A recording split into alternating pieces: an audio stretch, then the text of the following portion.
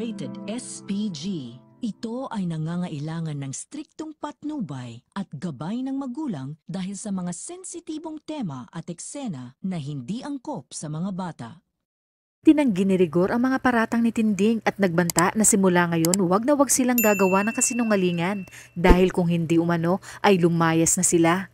Gulat naman ang mga tsismosa dahil sa biglaang pagdating nila Marsing at Nita. Tinapat na nga ni Nita si Roda at sinabi na kailangan nila ng matutuluyan sa ngayon. Kaya't sinabi ni Roda na kung gaano sila kabilis umangat ay ganun din kabilis ang kanilang pagbagsak. Hanggang sa pumayag na nga si Roda na doon tumira ang mag-asawa kapalit na mababawasan ang upa nito mula sa 5,000 ay magiging 3,500 na lang. Hindi naman pumayag si Roda na doon matulog sa kwarto ang mag-asawa kaya't ngayon nagsisisi na si Marsing na kasalanan niya umano kung bakit nangyari ang lahat ng ito.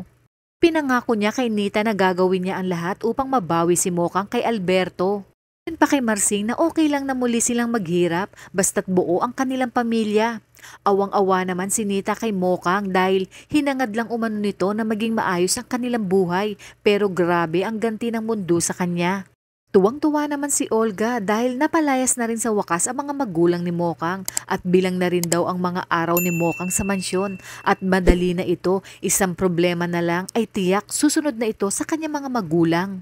Habang si Bubbles naman ay unti-unti nang naiintindihan ang mga pinagdaanan ni Tanggol at kung bakit gano'n na lamang si Tanggol kalalim. Sinabi niya sa kanyang sarili na tutulungan niya si Tanggol na malagpasan ang mga pinagdadaanan at naroon lamang siya at handang mahalin si Tanggol.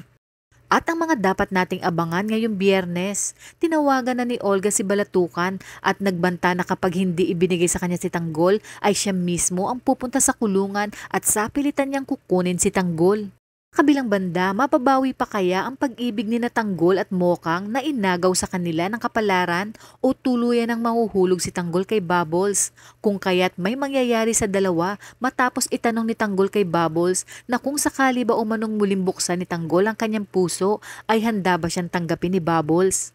Unti-unti na ring maghihinala si Tess sa mga paratang ni Tinding kay Rigor dahil sa pagiging malamig nito. Sa inyong palagay, imumulat na kaya ni Tess ang kanyang mga mata upang malaman niya ang katotohanan tungkol sa pagluloko ng kanyang asawang si Rigor? Kaya kung bago ka pa lang sa aking channel ay mag-subscribe ka na at i-click mo na rin ang bell icon para updated ka sa pinakahuling kaganapan sa paborito mong teleserye, ang FPJ's Batang Quiapo. Hanggang sa muli, salamat!